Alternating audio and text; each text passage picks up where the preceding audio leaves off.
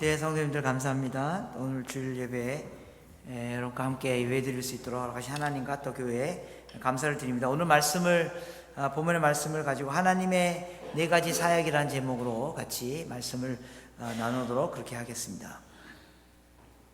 여러분, 그 속도보다 방향이 중요하다 이런 말 들어보셨죠? 그래서 빨리 가는 일도 중요하지만 우리가 가야 할 방향을 찾아가는 일은 굉장히 중요합니다. 그래서 방향을 알고 목적지를 알고 목적이 이끄는 삶을 사는 일은 우리 인생에 매우 중요합니다. 여러분, 목적이 이끄는 삶 많이 듣던 소리죠?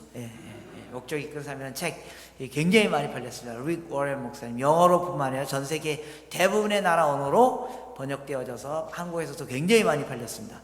여러분, 근데 그 책이 왜 많이 팔렸는지 아십니까? 사실 책 내용도 너무너무 좋지만 사실 책 제목이 좋아서 그렇습니다. 목적이 이끄는 삶, Purpose Driven Life. 목적이 이끄는 삶. 여러분, 그 책 안 읽으셔도요, 목적이 이끄는 삶을 살아야 된다라는 말만 들어도 가슴이 막 벌렁벌렁 거리고 맞다, 그런 인생을 살아야 된다 이렇게 생각이 들지 않습니까? 그래서 여러분 혹시 책을 쓰시려면요, 책 제목을 잘 쓰셔야 됩니다. 저도 몇 년 전에 책 한 권 썼거든요. 10만 권 팔릴 거 장담하고 썼는데요, 아직 10,000권도 안 나갔대요. 그러니까 책 제목이 문제가 있더라고요. 책 제목이 이런 겁니다. 한철호의 선교 아이디어 50일. 그러니까 아무도 안 사죠, 그죠? 한철호가 누군지 알게 모르니까. 그래서 목적이 이끄는 삶. 그래서 여러분들은요, 여러분들 의도하던 의도하지 않던 우리는 목적을 향하여 살도록 창조된 피조물입니다. 세상에는 딱 두 가지 종류의 존재만 있습니다. 하나는 스스로 있는 존재, 나머지는 다 만들어진 피조물입니다. 여러분, 스스로 있는 존재에게 있어서 제일 중요한 건 뭘까요? 스스로 있는 존재에서 제일 중요한 것은 존재 그 자체입니다. 그래서 이 세상에 유일하게 스스로 계신 분 하나님에게 제일 중요한 건 하나님 자신이십니다. 그래서 하나님 뭐라고 소개할까요? 라고 모세가 물어보니까 하나님 뭐라고 소개하라고 하나님 말씀하셨습니까? 나는 스스로 있는 자다. 원래 성경에 I am so I am, 나는 나다. 하나님은 그냥 하나님이셔요. 왜요? 그럼 스스로 계신 분이기 때문에. 하나님은 자기의 존재를 증명하지 않습니다. 스스로 계신 분이기 때문에. 하나님을 제외한 나머지 모든 존재들 피조물입니다. 만들어진 존재입니다. 여러분, 만들어진 존재에서 중요한 건 뭘까요? 자기 존재보다 더 중요한 게 있습니다. 그것은 무엇이냐? 바로 만들어진 목적입니다.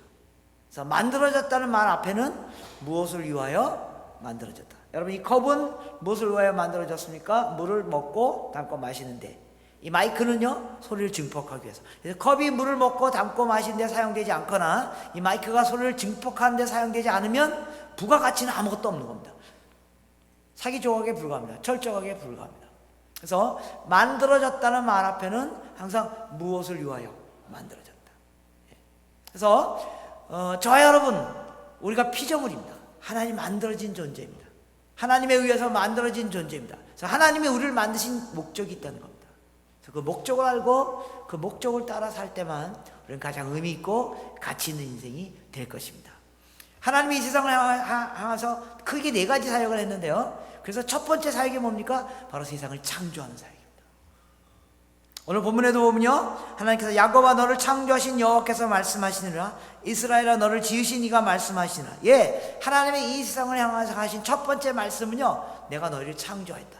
나는 창조주이고 너희는 피조물이다. 그래서 창세기 1장 1절이 어떻게 시작됩니까? 태초에 하나님이 천지를 창조하셨다. 하나님이 이걸 선언하고 시작하시는 겁니다. 나는 창조주이고 너희는 내가 만든 피조물이다. 그래서 나는 너희를 만든 이유가 있다. 내가 너희를 만든 목적이 있다. 그리고 하나님 성경에 바로 하나님 이 세상을 왜 창조하셨는지 그 이유와 목적을 기록해 놓은 것입니다. 그래서 하나님이 이 세상을 향해서 하신 첫 번째 사역은요, 이 세상을 창조하시는 겁니다. 여러분, 우리가 하루 아침에 일어나서 하나님 나를 창조하셨군요, 이걸 생각하는 것만으로도 우리 하루의 인생이 달라질 수 있습니다. 이 세상 모두를 하나님 창조하셨다고요. 그리고 창세기 1장에 보면 매일 창조가 끝날 때마다 하나님께서 보이셨던 반응이 있습니다. 매일매일 창조가 끝나고 하나님 뭐라고 하셨습니까? 보시기에 매우 좋았다. 이게 무슨 뜻입니까? 하나님이 만들어 놓으시고 하나님이 보시기에 좋았다. 즉 하나님의 마음에 맞게 하나님의 마음에 들게 만들어졌다는 겁니다. 무슨 뜻입니까? 하나님이 원하는 대로, 하나님의 의도대로 창조되었다는 것입니다. 그리고 보시기에 매우 좋았다는 말은 영어 성경에 이렇게 되어 있습니다. This is very good. 하나님이 만들어 놓으신 이 피조물이 하나님이 보시기에도 너무 아름답고 멋지고 최고의 것으로 만들어졌다는 겁니다. 왜요? 하나님이 만드셨기 때문에.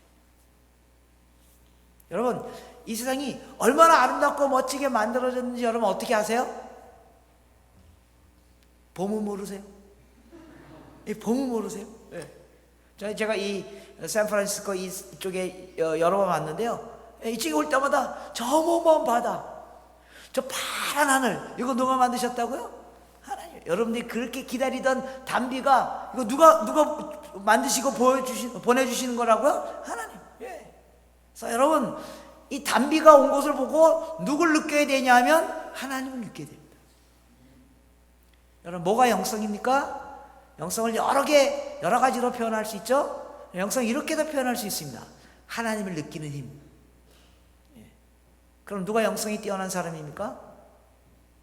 주일 한 주일도 빼놓지 않고 교회 오시는 분, 매일매일 새벽기도 하시는 분, 성경을 달달달 다 외우시는 분, 그런 분도 영성이 뛰어난 분이지만, 영성이 뛰어난 분은 어떤 분이냐면 사소한 일에 하나님을 느낄 수 있는 사람입니다. 오늘 내리는 비를 보고도 하나님 감사합니다. 아침에 일어나서 창문을 열었을 때 창문을 향하여 내 뺨에 스치는 그 상긋한 그 아침바람을 느끼면서 하나님을 느낄 수 있는 사람, 떠오르는 태양을 보면서 하나님을 느낄 수 있는 사람, 지는 태양을 보며 하나님을 느낄 수 있는 사람, 이 사람이 영성이 뛰어난 사람입니다. 왜요? 그걸 통해 하나님을 볼 수 있기 때문에. 여러분, 피카소의 그림을 보고 와, 이 그림 대단하다. 그 그림이 대단하다는 말이 아니고요, 그 그림을 그린 피카소가 대단하다는 말입니다. 이 자연 만물의 아름다움을 보고 와, 대단하다. 누가 대단하다는 거예요? 하나님이 대단하시다는 겁니다. 왜? 그분이 그래서 창조하셨기 때문에. 하나님이 이 세상을 향해서 하신 첫 번째 사역은 바로 이 세상을 창조하신 겁니다. 그런데요, 너무너무 멋지게, 너무나 아름답게 대단한 존재들로 창조했다는 겁니다. 왜요? 그분을 만드신 하나님이 대단한 분이기 때문이에요. 그래서 로마서에 보면 이 자연 만물만 봐도 하나님이 얼마나 위대하신 분인지를 우리가 눈치챌 수 있어야 된다는 겁니다. 하나님이 이 세상을 향해서 하신 첫 번째 사역은 바로 이 세상을 창조하신 사역입니다. 성경 전체에 나타난 여러 가지 주제 중에 이 주제를 하나님이 반복적으로 말씀하십니다. 나는 창조주이고 너희는 피조물이다.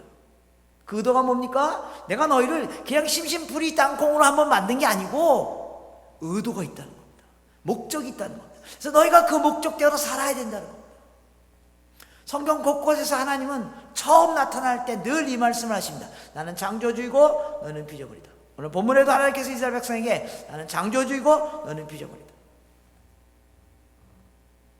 자, 그러면 하나님 이 세상을 왜 만드셨는가? 그 목적이 무엇인가? 하나님 이 세상을 왜 만드셨다고요? 창세기 1장 22절에 하나님이 매일 창조하시고 이 창세기 22장에 1장 22절에 창조가 끝났을 때 하나님께서 이렇게 말씀하셨습니다. 복을 주어 가라사대 생육하고 번성하고 땅에 충만하라. 예, 하나님은요 이 세상을 복을 주시기 위해 창조하셨습니다. 그냥 한번 창조해 본 게 아니라 복을 주시기 위해 창조하셨습니다. 하나님 왜 이 세상을 복을 주십니까? 하나님이 원래 그런 분입니다. 하나님 원래 복 주시길 좋아하시는 분입니다. 하나님 원래 사랑이 많으신 분입니다. 하나님은 전지하시고 전능하신 분이죠. 근데 하나님이 전지하시고 전능하시기만 하면 큰일 납니다. 전지하시고 전능하신 그분은 반드시 좋은 분이어야만 합니다. 전지하시고 전능하신 분은 반드시 좋은 분이기 때문에 그분이 이 세상을 창조할 때 좋게 아름답게 복준 상태로 창조하셨다는 겁니다. 하나님이 전지하시고 전능하시기만 하면 큰일 납니다. 전지하시고 전능하신 분은 반드시 좋은 분이어야만 합니다. 왜 그런지 아십니까? 전지하시고 전능하신 모든 걸 알고 모든 걸 행하실 수 있는 분이 신경질이 많으셔. 그럼 큰일 납니다. 하나님 신경질이 많으시면 큰일 납니다. 모든 걸 알고 모든 걸 행하실 수 있는 분이 저와 여러분처럼 가끔가다 나쁜 생각이 툭툭툭툭 튀어올라. 하나님이 나쁜 생각을 하시면 큰일 납니다. 하나님은 반드시 좋으신 분입니다. He is so good. 좋으신 하나님이 이 세상을 좋게, 아름답게, 멋지게, 복되게 창조하셨고 그 하나님이 창조하신 놀라운 축복을 우리가 누리는 겁니다. 그래서 오늘 아침에 일어나서 그 내리는 담비를 보고 하나님을 누리는 겁니다. 오늘 아침에 일어나서 저 파란 하늘을 보고, 오늘 하늘이 파랗지 않았군요. 회색 하늘을 보고 하나님을 누리는 겁니다. 오늘 아침에 일어나서 제가 산호에서 여기를 오면서 그 넓은 바다를 보면서 와, 이 바다를 다 만드신 하나님 누리는 겁니다. 제 친구 중에 미생물학을 전공하는 교수가 한 명 있습니다. 그 사람이 하루 이런 얘기를 했습니다. 나는 미생물학을 전공하는 사람 중에 하나님을 안 믿는 사람 이해가 안 간다고 해서 무슨 말이냐 그랬더니 그 사람의 세계는 20cm입니다. 그분은요, 이 현미경 들여다보는 거 외에는 별로 하는 일이 없습니다. 밥 먹고 이거만 합니다. 뭐 놀러 가는 일도 별로 관심이 없고요. 뭐 그냥 이거만 들여다봅니다. 근데 이걸로 그 0.0001mm 밖에 안 되는 자그마한 물체를 100만 배, 200만 배 확대해서 보는 게 그게 하는 일입니다. 그 친구가 하는 얘기가 그 0.0001mm 밖에 안 되는 자그마한 물체를 내가 100만 배, 200만 배 확대해 봤는데 그 0.0001mm 밖에 안 되는 자그마한 물체 안에 어마어마한 일이 일어나고 있다는 겁니다. 온 우주가 그 안에 다 있다는 겁니다. 그리고 그 어마어마한 것들이 서로 부딪히지 않으면서 질서 있게 움직이는 것, 이거 어떤 대단한 지식과 능력을 가진 어떤 절대적인 존재가 창조하지 않으면 이런 일이 일어날 수 없다는 겁니다. 네, 자그마한 물건 하나에서, 여기는 꽃잎 하나에서, 저 꽃이 진짜 꽃입니까 가짜 꽃입니까? 요새는 진짜 꽃이 가짜 꽃 같고 가짜 꽃이 진짜 꽃 같은데, 진짜 꽃 같으니까 가짜 꽃인 것 같은데요. 네. 아니 잘 모르겠지만, 네. 꽃잎 하나에서, 여러분 인간이 아무리 능력이 뛰어나도 저 하나님이 만드신 저 꽃잎의 저 커브 이거 못 만듭니다. 왜요? 하나님이 최고의 창의력을 가진 그분이 최고의 것으로 복주기 와요. 저 아름다운 꽃을 만들었기 때문에. 이 세상에 있는 모든 피조물들은 하나님이 주신 그 복을 드러내는 겁니다. 꽃은 꽃대로, 태양은 태양대로, 바다는 바다대로, 바람은 바람대로, 대지는 대지대로, 비는 비대로 하나님이 얼마나 위대한 것을 드러내는 겁니다. 자랑하는 겁니다. 네. 왜요? 하나님이 복 주시기 위하여 창조하셨기 때문에. 세상의 모든 피조물이 하나님께 복을 받았는데요, 그 중에 가장 하나님께 복을 받은 존재가 누구일까요? 바로 우리 사람입니다. 네. 왜요? 창세기 1장 26절에 하나님이 천지를 다 창조하시고 마지막으로 인간을 창조하셨을 때 특별하게 창조하셨다고 성경이 말씀하고 있습니다. 창세기 1장 26절 여러분들 아시죠? 하나님이 우리의 형상을 따라 우리의 모양대로 인간을 만들고, 다른 피조물들은 하나님이 그냥 말씀으로 산이 있으라, 바다가 있으라, 꽃이 있으라, 그러니까 이 어마어마한 산과 바다, 꽃과 우주와 저 하늘의 별과 달들이 다 만들어졌어요. 하나님이 말씀으로도 그렇게 어마어마한 것들을 만드는데 하나님이 인간을 어떻게 만드셨냐면요, 특별하게 하나님의 형상을 따라 하나님의 모양대로. 그래서 하나님의 형상이란 말은 하나님의 성품을 말하는 것입니다. 하나님이 갖고 있는 어떤 자질, 하나님이 갖고 있는 어떤 특징, 하나님의 성품, 성격, 혹은 퀄리티, 하나님이 갖고 있는 어떤 질적 요소를 우리에게 주셨다는 겁니다. 여러분, 하나님이 갖고 있는 성품이 어떤 것이 있습니까? 사랑이 많으시고, 창의로우시고, 창의력의 가장 창의력이 바로 하나님입니다. 그래서 이런 놀라운 일들, 이런 놀라운 창의력을, 근데 그 창의력을 하나님께 우리에게 주셨다는 겁니다. 그래서 우리가 찬양도 하고, 기타도 치고, 아름다운 교회당도 짓고, 하나님이 갖고 계신 그런 특징을 우리에게 주셨다는 겁니다. 예를 들면 거룩, 이건 하나님만 갖고 있는 특징입니다. 이건 동물들에게 없는 겁니다. 그 거룩을 하나님 우리에게 주셨다는 겁니다. 눈에 보이지 않지만 어떤 퀄리티, 어떤 자질, 이건 동물들에게 없는 겁니다. 여러분 혹시 사시다가 거룩한 코끼리 만나보신 적 있으십니까? 혹은 양심에 뛰어난 고양이님하고 같이 사시는 분? 거룩, 이런 건 동물들에게 없는 겁니다. 근데 사람들 속에서 거룩을 발견합니다. 하나님 우리 그걸 주셨기 때문에. 여러분 옆에 사람 얼굴 보세요. 거룩이 보이십니까? 네. 얼굴을 피하시는 분도 계시네. 그런 어마어마한 하나님만이 갖고 있는 그 어마어마한 자질, 그걸 우리에게 주셨다. 맥체인 목사님이라고 그 맥체인 성경 읽기표라고 여러분 혹시 아시는지 모르겠습니다. 하루에 구약성경 3장, 신약성경 1장 읽으면 1년의 성경을 다 읽을 수 있도록 만든 그 성경 읽기표를 만든 영국의 아주 유명한 목사님입니다. 예. 그분이 한번 설교하다가 이렇게 말했습니다. My people's greatest need is my personal holiness. My people, 우리 성도들, 내가 섬기는 성도들의 가장 필요가 뭐냐면 목사 나의 거룩이라는 겁니다. 그들이 목사 속에 있는 거룩을 보고 누굴 보는 거예요? 하나님을 보는 겁니다. 여러분 여기 보니까 부모 자녀를 두신 분이 많이 있는 것 같은데요. 여러분의 자녀들이 여러분들에게 가장 보기를 원하는 게 뭔지 아십니까? 여러분 쪽에서 발견하기 원하는 게 여러분 속에 있는 거룩입니다. 그들이 그걸 통하여 그들도 하나님을 만나게 되는 겁니다. 그래서 이런 엄청난 자질을 하나님 우리에게 주셨다는 겁니다. 세상에 어떤 피조물보다 하나님께로부터 복을 받은 존재가 바로 우리들입니다. 또 하나님의 형상을 따라 하나님의 모양대로, 물론 하나님은 영이시기 때문에 모양을 안 갖고 계셔요. 하나님의 모양으로 나타나신다면 우리 인간들하고 비슷하게 생기셨을지도 몰라요. 하나님의 모양을 따라 우리를 만들었기 때문에. 이게 왜 하나님이 우리를 정말로 사랑하시고 복 주신다는 증거입니까? 저는 오래전에 저희 딸아이가 태어날 때 이걸 발견했어요. 저희 딸아이가 딱 태어났는데요, 저 너무너무 감동을 받았어요. 애가 태어난다는 것 자체가 감동이지만 저에게 특별한 감동은요, 제가 딸아이가 태어나서 딱 보니까요 저하고 똑같이 생겼어요. 와, 이때 감동을 잊을 수가 없습니다. 이거 어떻게 나하고 똑같이 생겼을까? 물론 그것 때문에 지금 저희 딸아이는 아주 심각한 상태에 빠져 있습니다. 아빠 때문에 내 얼굴이 이 모양이야, 올여름에 수술할 거야? 저희 딸이 저하고 똑같이 생겼다는 게 저에게 어마어마한 감동이었어요. 하나님이요, 우리를 얼마나 사랑하시는 줄 아세요? 소위 말하는 거룩, 의, 양심 이런 것뿐만 아니라 모양까지 똑같이 만드시려고 하셨다고. 우리 애기 태어나면 제일 먼저 하는 말이 뭐예요? 얘 누구 닮았냐고요. 왜? 하나님이 우리가 하나님 닮기를 원하셨다는 겁니다. 비유입니다.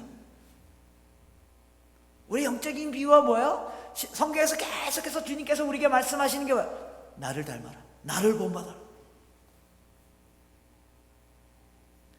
세상의 모든 피조물이 다 하나님께 축복받았지만 우리 인간들은 하나님께 가장 축복을 받은 존재입니다.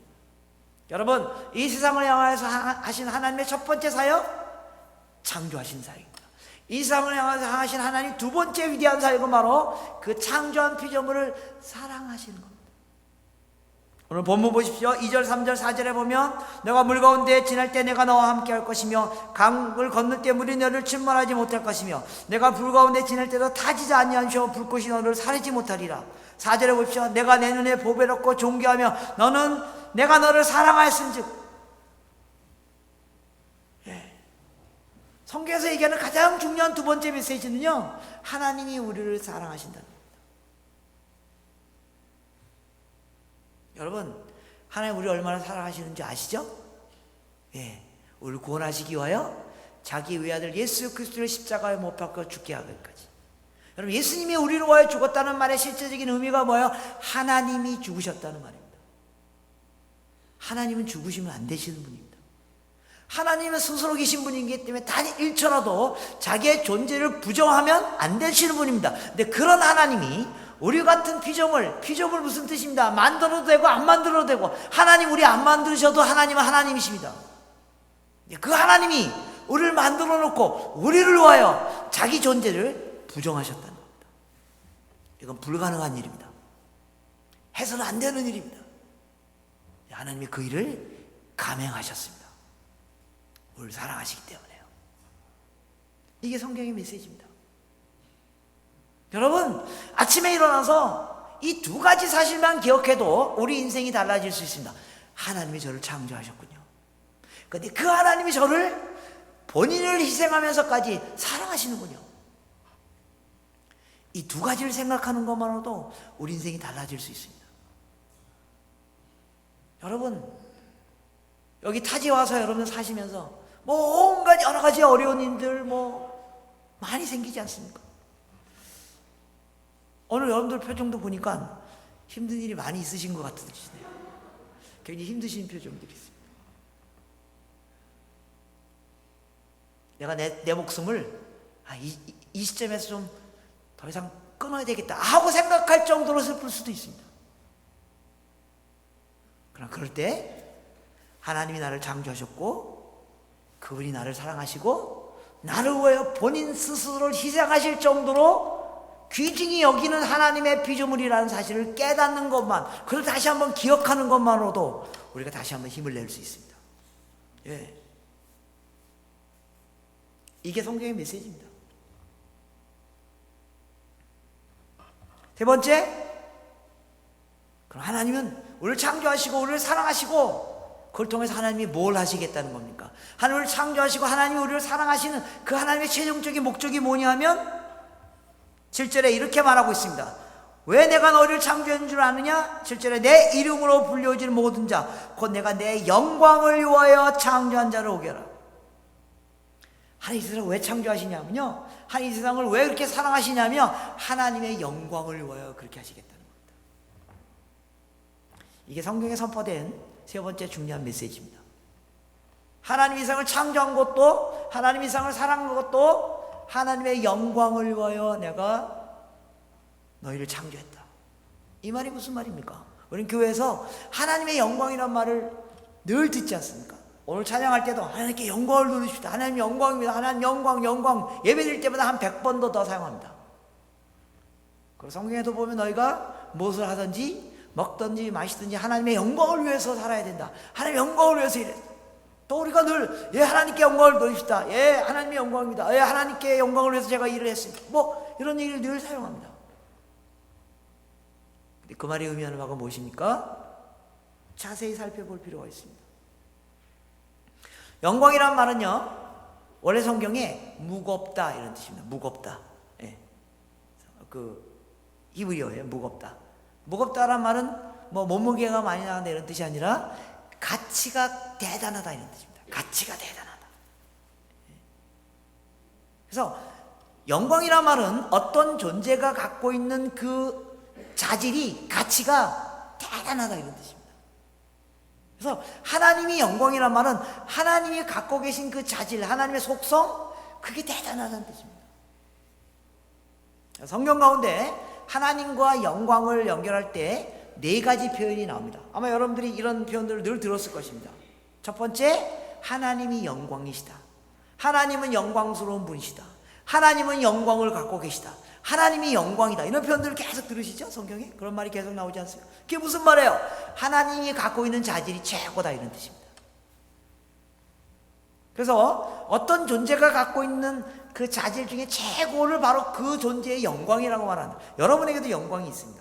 여러분이 잘 아는 거, 그게 여러분의 영광입니다. 조금 찬양대가 갖고 있었던 영광은 뭐예요? 찬양을 잘하는 거, 그게 영광이라는 거예요. 또 어떤 분 요리를 잘하십니까? 그게 여러분의 영광입니다. 어떤 성경을 많이 알고 계십니까? 그게 여러분의 영광입니다. 어떤 사람은 축구를 잘합니까? 그게 그 사람의 영광입니다. 그래서 어떤 존재가 갖고 있는 최고의 자질, 그걸 영광이라고 그런다. 우리 모두에게 영광이 있다는 겁니다. 근데 하나님은 영광 중에 영광이다. 즉 하나님이 갖고 있는 자질은 우리가 갖고 있는 모든 자질 중에 최고의 자질을 갖고 계십니다. 최고의 존재다 이런 뜻입니다. 여러분 가운데 다양한 그 자질과 은사와 이런 게 있지 않습니까? 교회 오신 분 가운데 이런 아주 탁월한 능력을 갖고 계신 분입니다. 교회 올 때는 열심히 아침부터 막 새벽부터 막 준비해가지고 이렇게 싹 와서 교회에서 딱 와가지고 설교 딱 시작할 때 졸기 시작해서 설교가 딱 끝나면 눈 딱 떠지는 이런 놀라운 능력을 갖고 계신 분도 계시죠? 그래서 영광이라는 말은 어떤 존재가 갖고 있는 최고의 능력. 그래서 하나님의 영광이란 말은 그분이 갖고 있는 능력이 최고라는 겁니다. 그분은 왕 중에 왕이시며 능력 중에 능력이시며 창조자 중에 창조자이시며 창의력을 갖고 있는 게 최고예요. 좋은 것 중에 최고의 좋으신 분이며 아름다운 중에 최고의 아름다움이며. 그래서 여러분 핸델의 메시아에서 그 마지막 코러스가 뭡니까? King of King, Lord of Lord, King of King, Lord of Lord. 이걸 계속 반복하잖아요. 아마 핸델은 이걸 한 1년쯤 하고 싶었을지도 몰라요. 하나님은 당신은 왕 중에 왕이십니까? 능력 중에 능력자이십니다라는 걸 1년 동안 혹은 100년 동안 외쳐도 부족함이 없으신 그분, 그런 하나님이라고. 그런 하나님이 세상을 만드셨기 때문에 이렇게 아름답고 멋지고 대단하게 만들었다. 성경 중에 하나님이 영광이시다, 하나님은 영광을 갖고 계시다, 하나님이 영광스러운 분이다, 이런 표현이 계속 나오는 것은 그런 뜻입니다. 또 두 번째, 영광이 갖는 또 두 번째 의미는 뭐예요? 성경에 이런 표현이 있습니다. 하나님의 영광이 나타났다, 하나님의 영광이 드러났다, 하나님의 영광이 선포됐다, 이런 표현이 있죠. 무슨 뜻입니까? 어떤 존재가 갖고 있는 최고의 자질은 반드시 나타나게 되어 있습니다. 여러분, 요리를 잘하시는 분이 있습니까? 반드시 그 실력이 나타납니다. 찬양대에 아름다운 찬양이 나타납니다. 성경을 잘 알고 계십니까? 반드시 그게 나타납니다. 왜요? 최고의 능력을 갖고 있기 때문에. 그래서 하나님이 최고의 능력임이 드러났다는 겁니다. 나타났다는 겁니다. 하나님의 최고의 능력이 나타난 첫 번째 사건이 뭘까요? 제가 이미 대답을 했습니다. 뭡니까? 창조 사건. 이 어마어마한 세상을 그 대단한 능력을 갖고 있는 존재이기 때문에 나타냈다, 보여줬다, 드러냈다. 하나님이 갖고 있는 어마어마한 능력이 또 나타난, 나 개인과 관련해서 나타난 중요한 사건은 뭘까요? 내가 구원받은 사건입니다. 여러분, 곰곰이 생각해 보세요. 어떻게 하나님이 나 같은 사람을 구원했을까? 예수 믿고도 계속 하나님 거부하고, 예수 믿고도 계속 죄짓고, 예수 믿고도 계속, 그럼에도 불구하고 또 구원하시고, 또 사랑하시고, 또 은혜를 주신 그 놀라운 하나님의 능력.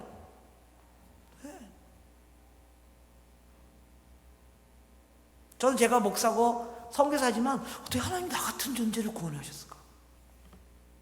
내가 목사, 선교사 이런 게 중요한 게 아니라 목사임에도 불구하고 매일 하나님 거부, 하나님 원하지 않는 생각들하고, 음란한 생각들하고, 잘못하고, 나쁜 짓하고, 거짓스러운 마음들이 있고, 그럼에도 불구하고 하나님 나를 구원해 주시고 또 축복하시고, 이건 정말로 대단한 능력, 대단한 사랑, 대단한 은혜의 존재 아니면 불가능한 일이라는 겁니다.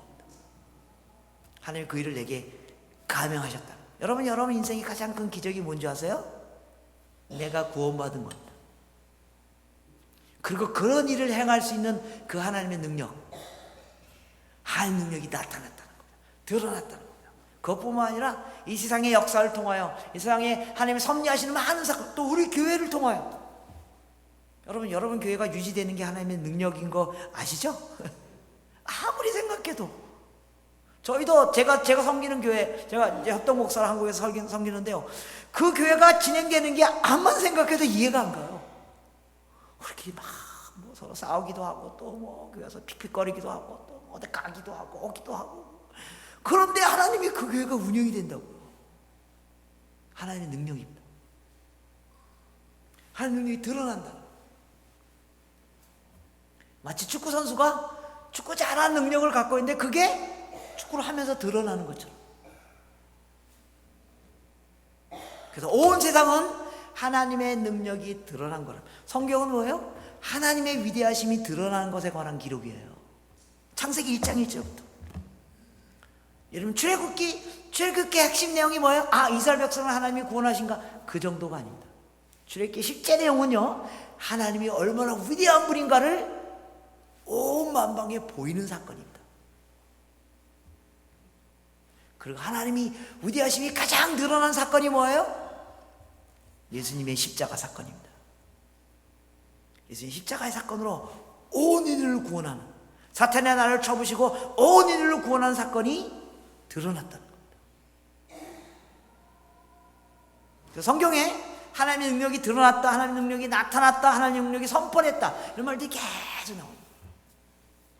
또 세 번째 성경에서 나타난 하나님과 하나님의 영광을 연결하는 문장 중에 이런 문장이 있습니다. 첫 번째, 하나님의 능력이 나타났다. 두 번째, 하나님의 능력을 우리가 보았다. 세 번째 뭐예요? 죄송합니다. 제가 이미 답을 얘기했군요. 첫 번째, 하나님의 능력이시다. 두 번째, 하나님의 능력이 나타났다. 근데 세 번째 뭐예요? 하나님의 영광을 보았다. 이런 표현들이 계속 나와요. 하나님의 영광을 보라. 하나님의 영광을 맛보알지니라. 하나님의 영광이 나타났을 보라. 하나님의 영광을 보라. 이런 표현들이 계속.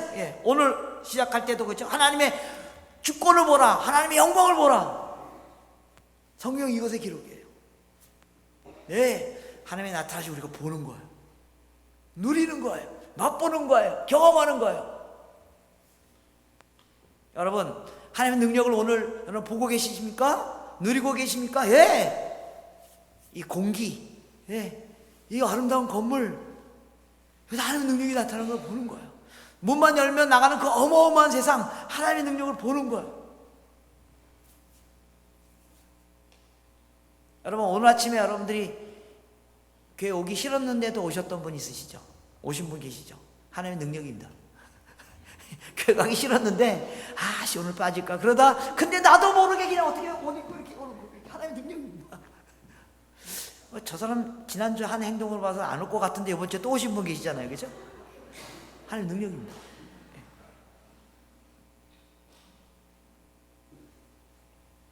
하나님의 능력이 나타나는 걸 보는 겁니다. 누리는 겁니다.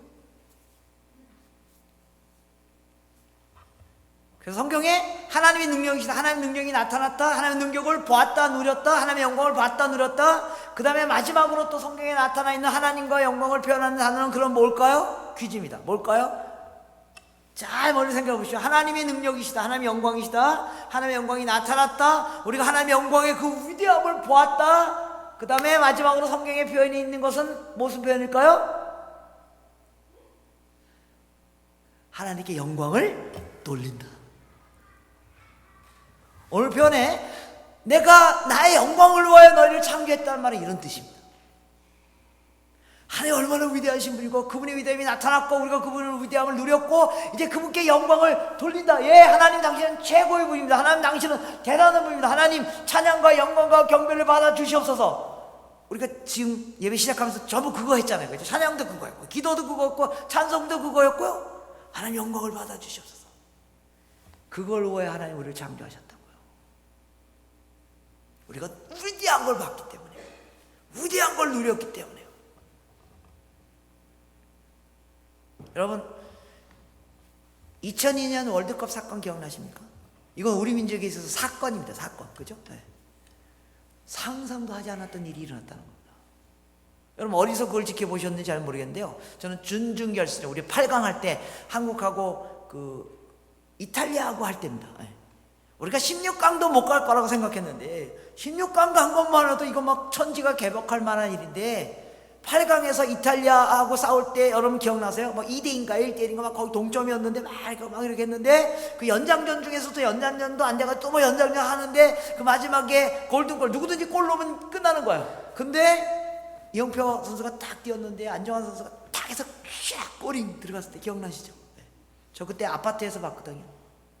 저희 아파트 무너진 줄 알았습니다. 너무나 놀라운 걸 봤다는 겁니다. 그 다음에 4강전에 가서 스페인하고 하는데요. 저 그때 광화문에서 봤거든요. 저 깔려 죽는 줄 알았습니다. 근데 다 나와가지고 옷 다 벗고 막 춤추고 노래고 우와 불가능할 만한 일을 봤다는 겁니다. 그날요. 서울시내 모든 치킨집, 맥주집 다 공짜였어요. 다 공짜. 기억나시죠?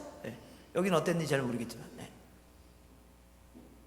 근데요, 그 월드컵 4강 들어갔다고 우리가 그렇게 난리를 피는데요, 우리가 뭘 봤다고요? 하나님의 영광을 봤다는 거예요. 하나님의 능력을 봤다는 거예요. 이 어마어마한 세상을 만드신 하나님을 매일 보고 있는 거예요. 매일 하나님의 위대한 능력을 보고 있는 거예요. 내 속에서 역사하신 그 하나님의 위대하심을 매일 보는 거야. 우리 형제자매 얼굴에서 역사하신 그 하나님의 능력을 매일 보는 거야. 우리 교회 공동체 가운데 역사하신 하나님의 능력을 그걸 매일 누리는 거예요. 하나님께 어떻게 해야 된다고요? 여러분, 월드컵 4강 갔다고 그렇게 난리를 폈는데 이 하나님의 위대하심 앞에 우리가 어떻게 해야 된다고요? 여러분 보시니까 여러분 예배가 너무 점잖은 것 같아요. 다윗이 어떻게 했다고요? 하나님 앞에서 옷 다 벗고요, 하나님하고 춤추고 노래하고, 하나님 최고예요.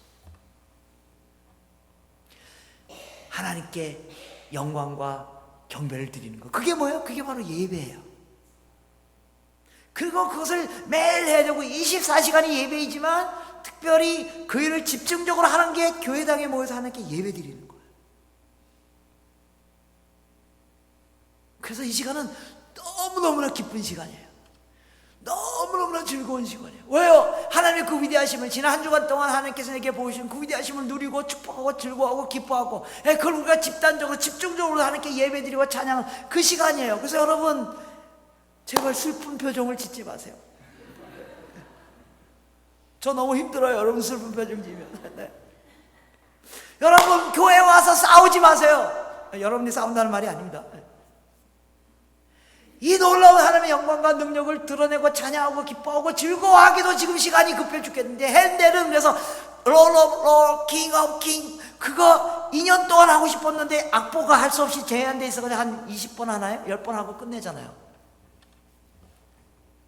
네. 우리 하나님께 모여서 예배 드린다는 말은 그런 뜻입니다.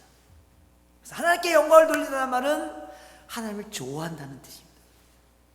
여러분 하나님 좋아하십니까? 예, 한 5분 정도만 좋아하시는 거예요. 제가 다시 물어보면 죄송합니다. 제가 너무 첫날 첫 번 와가지고 막 여러분들 막 이래라 저래라 막 그래가지고, 여러분 하나님 좋아하십니까? 예, 그럼 여러분 하나님께 영광을 돌리는 거예요. 다른 게 하나님께 영광을 돌리는 게 아니야. 사람들이 흔히 하나님께 영광을 돌린다는 거 이렇게 생각해요. 우리가 그런 걸 너무 많이 들었어요. 이런 거예요. 주로 하나님께 영광을 돌립니다. 이런 말은 주로 어느 때 쓰냐면 미스 코리아 단성이 됐을 때 이분은 영광을 하나님께 돌립니다. 아니면 뭐 사법고시 1등으로 됐는데 이 영광을 하나님께 돌립니다. 아니면 우리 아들이 좋은 대학 들어갔습니다. 그러면 이제 그때 나와가지고 겨우 하나님께 영광을 돌립니다. 그런 게 아닙니다. 여러분이 미스 코리아가 됐든 안 됐든, 여러분의 아들이 대학을 들어갔든 안 들어갔든 상관없이 내가 내 안에서 하나님을 최고로 좋아하면 그게 하나님께 영광을 돌리는 겁니다. 조나단 에드워드라는 유명한 신학자가 그래서 이렇게 말했습니다. 하나님 천지 창조를 하신, 천지를 창조한 이유가 뭔가? 하나님 우리 인간을 창조하신 이유가 뭔가? 우리가 내 안에서 우리 속에서 하나님을 최고로 즐거워하면 하나님 우리에게 최고의 영광을 받으시고 우리는 최고의 만족된 인생을 사는 것이다. 여러분 인생의 만족이 어디에 있습니까? 더 많은 재정? 더 많은 뭐 돈, 더 많은 뭐 금은 부와, 그런 것도 우리 인생의 만족이 될 수 있습니다. 뭐가 여러분의 인생의 만족입니까? 미국에서 소위 말하는 아메리칸 드림, 그걸 이루고 사는 거? 그래서 우리 아이들 다 좋은 대학 가고, 그 다음에 뭐 노후자금까지 다 만들어 놓고 은퇴해가지고 바닷가에 앉아서 조개 껍질을 줍고 있는 거? 이게 여러분 인생의 축복일 것 같으십니까? 축복의 일부죠. 근데 우리 인생의 최고의 축복은 내가 내 안에서 하나님을 최고로 즐거워하고 기뻐할 때요. 돈이 없어도 괜찮아요. 조금 세상에서 좀 멸시받아도 괜찮아요. 슬픈 일이 있을 수도 있어요. 여러분 돈 좋아하십니까? 감사합니다. 할렐루야. 네. 다른 분들은 왜 이렇게 돈도 안 좋아하시는 모양이죠? 말씀과 기도만 열심히 하신 거 좀 이상한 교회네. 다른 교회. 제가 다시 물어봅니다. 여러분 돈 좋아하십니까? 예, 이제 제정신으로 돌아오셨군요. 돈을 왜 좋아합니까? 돈이 우리에게 즐거움과 기쁨을 주기 때문에요. 그래서 돈 많이 버세요. 정당한 마음으로 돈 많이 벌어서 헌금도 많이 하고 착한 일도 많이 하고 뭐 여러분 생활도 풍요롭게 하고, 좋습니다. 그러면 하나님을 좋아한다는 말, 돈을 좋아하는 것과 하나님을 좋아한다는 말의 의미가 뭐예요? 돈 좋아하지 말라는 말이 아닙니다. 그럼 하나님을 좋아한다는 말이 뭐예요? 하나님께 영광을 돌린다는 말이 무슨 말이에요? 돈이 내게 주는 즐거움이 좋습니다. 돈이 내게 주는 유익이 좋습니다. 그러나 하나님을 생각할 때 오는 즐거움과 유익과 비교해보면 아무것도 아니라는 겁니다. 그게 하나님께 영광을 돌리는 겁니다. 여러분 혹시 슬프신 분 계십니까? 인생이 슬플 수 있습니다. 예수 믿는다고 다 부자 되는 거 아닙니다. 예수 믿어도 가난하게 살 수 있습니다. 예수 믿어도 내가 내 아이들을 먼저 땅에 묻을 수 있습니다. 그럼 하나님께 영광을 돌린다는 말은 무슨 말이에요? 아무리 내가 재정적으로 힘들고 아무리 내가 정말로 내 목숨을 끊고 싶을 정도의 절박한 상황에 있다 할지라도 하나님을 생각할 때 오는 그 즐거움과 충만함이 나의 모든 절망과 좌절을 다 덮을 수 있다는 것입니다. 여러분, 그렇게 사시는 게 하나님께 영광을 돌리는 겁니다. 하나님 그렇게 살기를 원하는 것입니다. 하나님께 내가 내 영광을 위하여 창조한 자들을 오게 하라는 말은 그런 뜻입니다. 그래서 여러분들이 지금 하나님 좋아하고 즐거워하고 예배하면 하나님께 찬양과 영광과 경배를 돌리는 겁니다. 오늘 이 예배를 통하여 하나님이 우리에게 최고의 찬양과 영광과 경배를 받으시기를 축원합니다. 그 일을 기도하는 겁니다. 그리고 그때 우리가 그래서 내가 살아있는구나, 이게 바로 살아있다는 의미구나. 성경에서 말하는 세 번째 큰 하나님의 사역은 하나님이 영광을 받으시겠다는 겁니다. 근데요, 하나님이 정말 원하는 일이 있다는 겁니다. 그게 뭔지 아세요? 하나님이 너와 나와 여러분들에게만 찬양과 영광을 받기를 원하시지 않습니다. 하나님은 이 세상에 있는 모든 피조물에게 찬양과 영광과 경배를 받으시겠다는 겁니다.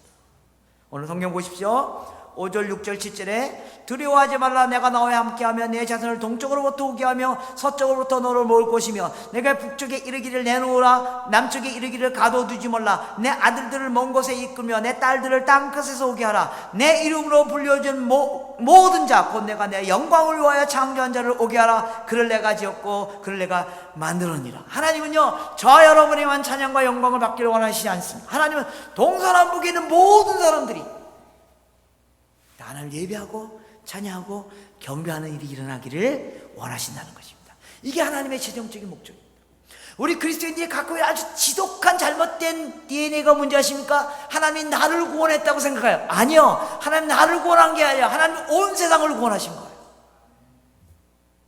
우리 교회들이 갖고 있는 아주 지독한 잘못된 그 태도가 뭔가? 하나님이 우리 교회를 축복해야 된다고, 하나님 우리 교회를 축복하죠. 아니요, 하나님은 우리 교회를 통하여 온 세상을 축복하기를 원하시는 겁니다. 하나님 나를 통하여, 나를 구원하는 걸 통하여 온 세상을 구원하시기 원하시는 것. 그래서 동서남북에 있는 모든 사람들이 저와 여러분처럼 하나님을 예배하고 찬양하고 경배하기를 원하는 것, 이게 하나님의 목적입니다. 그래서 우리는 복의 종착역이 아닙니다. 여러분이 교회에 표에 있는 것처럼 우리는 복의 근원입니다. 복의 통로입니다. 우리 교회가 갖고 있는 지독한 잘못된 DNA가 하나님 나를 축복하셨다는 겁니다. 하나님 우리 교회를 축복해야 된다는 겁니다. 아닙니다. 하나님 이제 우리가 이렇게 기도해야 된다. 하나님 나를 통하여 온 세상에 복을 받게 하여 주셨소. 하나님 우리가 복의 근원이 되어 온 세상에 복의 근원이 된다는 말이 뭐예요? 복의 통로가 된다는 말이에요. 여러분 교회에서 맨날 복 얘기하잖아요. 하나님 우리를 복 주셨다고요. 예. 여러분 성경에서 말한 복의 원리가 뭔지 아십니까? 복하면 우리 속에 있는 잘못된 이미지가 뭐예요? 나에게 뭐가 쌓이는 거, 돈이 많아지는 거, 집이 많아지는 거, 뭐가 잘 되는 거? 아니요. 성경에서 말하는, 성경에서 복이라는 단어를 쓸 때마다 항상 따라오는 내용이 뭐예요? 복은 흘러가는 거예요. 흘러가는 거예요. 어디까지 흘러간다고요? 동서남북의 모든 사람까지. 왜요? 그게 하나님이 우리를 복 주신 이유이기 때문에요. 여러분의 교회가 복의 근원이 되어 행복한, 뭐죠? 네, 복의 근원이 되어 행복한 공동체가 되자. 그게 여러분의 교회예요. 예. 여러분 지금 제가 설교하려고 하는 그 메시지를 여러분의 교회표로 갖고 있는 겁니다. 우리는 복의 종착역이 아닙니다. 우리는 복의 근원입니다. 복의 통로입니다. 그래서 우리를 통하여 복이 온 땅으로 흘러갈 때 내가 최고 행복해지는 것입니다. 그런 뜻을 여러분이 얘기한 겁니다. 아닌가요? 그것도 맞죠? 복을 우리가 많이 받아서 복이 쌓여가지고 뭐 이렇게 돼가지고 우리가 행복해집다. 돈도 많아지고 뭐 다 우리가 우리 교회 10,000명 20,000명 되어서 그래서 우리가 행복해지다가 아니고 우리를 통하여 복이 흘러가서, 그리고 성경은 내가 너를 통하여 복을 흘러보내기 위하여 내가 너에게 복을 줄 것이다. 복이 되기 위하여 복을 받다. 이게 하나님의 메시지입니다. 내가 너희를 구원한 이유는 너희를 구원하는 게 나의 목적이 아니라는 거예요. 너희를 구원하는 것이, 이스라엘 백성을 구원하는 게 하나님의 목적이 아니에요. 이스라엘 백성을 구원하는 걸 통하여 온 세상을 구원하신 것이 하나님의 목적이라는 거예요. 그래서 하나님이 동서남북에 있는 모든 사람들에게 찬양과 경배와 영광을 받으신 그 일이 일어나는 것, 이것이 하나님이 이 세상을 창조하신 목적이라는 것입니다. 여러분 제가 선교에 대해서 오늘 설교하라고 저를 초대해 주셨잖아요. 그럼 제 설교 지금 다 끝났거든요. 1분 있으면 끝나거든요. 제가 선교라는 단어 한 번도 안 쓴 거 기억나세요? 선교는 무슨 프로그램이 아닙니다. 선교는 무슨 프로젝트가 아닙니다. 선교는 성사 몇 명 보내고 헌금하고 그런 걸 말하는 게 아니에요. 선교는 우리의 존재 이유입니다. 하나님 우리를 축복하시고 우리를 통하여 모든 민족을 복주시겠다는 그 하나님의 목적, 그 하나님 우리를 창조하신 목적대로 사는 것, 그거를 선교라는 전문적인 단어로 그냥 표현했을 뿐입니다. 오늘날 선교라는 단어 자체가 너무 오염돼가지고 선교 그러면 그건 나하고 상관없는 일, 그건 뭐 몇몇 사람들만 하는 일. 그래서 저는 설교할 때 선교라는 말을 안 쓰는 게 제 목표입니다. 하나님의 목적, 하나님 모든 민족으로부터 찬양과 영광과 경배를 받으시겠다는 것. 예, 그래서 오늘 우리가 주일날 여기 모여서 이렇게 하나님 예배하고 찬양하고 경배하지만 바로 한 블록 떨어진 바로 저 옆에 와 있는 카자흐스탄 사람들, 저 옆에 와 있는 체첸 사람들, 저 옆에 와 있는 몽골 사람들 하나님 예배하고 있지 않다고요. 그들이 멀리 있지 않습니다. 바로 우리 옆 블록에 살고 있는 거 아십니까? 교회가 한 번도 없는 민족에 사는 사람들, 그 사람들이 바로 우리 옆블록에 와 있다고요.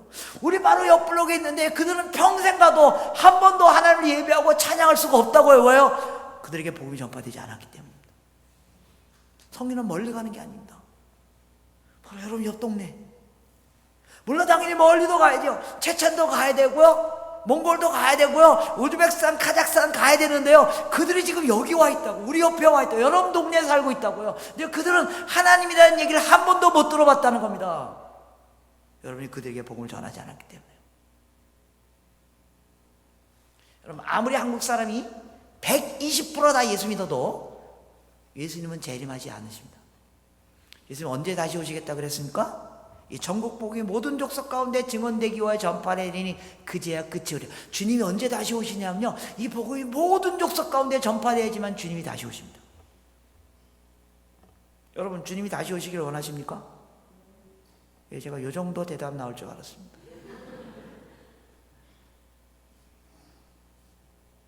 제가 할아버지 할머니들 있는 데 가서요, 여러분 주님 오늘 밤에도 다시 오시기를 원하십니까? 그럼 아멘 하고 난리가 나요. 다 사셨다 이거죠. 주님만 오시면 된다 이거죠. 제가 젊은이들 그룹이나 혹은 좀 잘 사는 동네 가서 여러분 주님 오늘 밤에도 오시기를 원하십니까? 그러면 아멘, 뭐 오시고 말려면 마시고. 여러분 잘 살면 얼마나 잘 사십니까? 주님이 오시면요 황금길을 걷는 것 같고,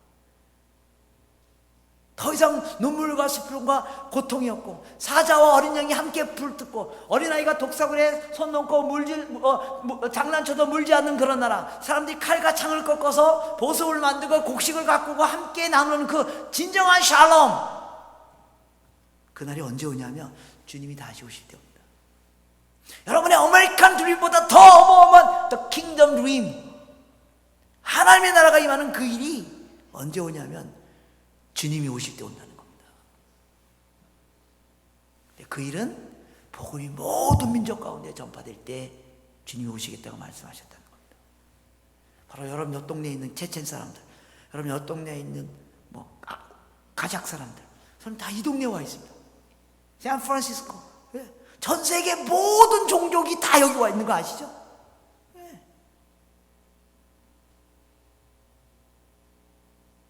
제가 얼마 전에 작년인가 재작년에 여기 도착했는데 전 목사님이 저를 마중 나왔습니다, 공항에. 근데 전 목사님이 약간 좀 연세가 좀 드시니까 차를 어디다 뒀는지 기억이 안 나시는 거예요. 그래서 우리가 막 파킹장을 찾아다녔습니다. 이렇게 차를 여기다 뒀던가 저기다 뒀던가. 전 목사님은 정신없어서 막 찾아낸 거예요. 그래서 저는 이제 모르니까 뒤에 이렇게 들어갔는데요, 저쪽에 보니까요 그 내몽골 사람들이 한 대여섯 명이 이렇게 와. 그 전통 옷을 입고. 그래서 저 사람들 어떻게 여기 와 있나? 그래서 물어봤더니요, 자기 식구들, 자기 친척, 여기에 내몽골 사람들이 1000명 살고 있대요. 여러분요, 내몽골에는요 선교사 지금 1명, 2명밖에 없습니다. 근데 그들이 지금 여기 1000명, 2000명 살고 있다고요. 내몽골까지 안 가셔도 됩니다. 바로 우리 옆에 와 살고 있는 내몽골 사람들. 선교는요 멀리 가서 하는 게 아닙니다. 여러분이 살고 있는 이 샌프란시스코 이 지역에서 많은 소수민족들, 그들에게 복음을 전하기 위해서 여러분 하나님이 왜 여기 한인들을 이렇게 모아놨을까요? 왜 한인교회들이 이렇게 많이 한인들끼리만 쫙 아니요 우리가 복을 받고 이 주변에 다른 민족들에게도 복을 나누기 위하여 이런 하나님의 목적이 여러분을 교회를 통하여 성취되는 그런 놀라운 역사가 여러분 교회를 통해 일어나기를 축원합니다. 기도하겠습니다. 하나님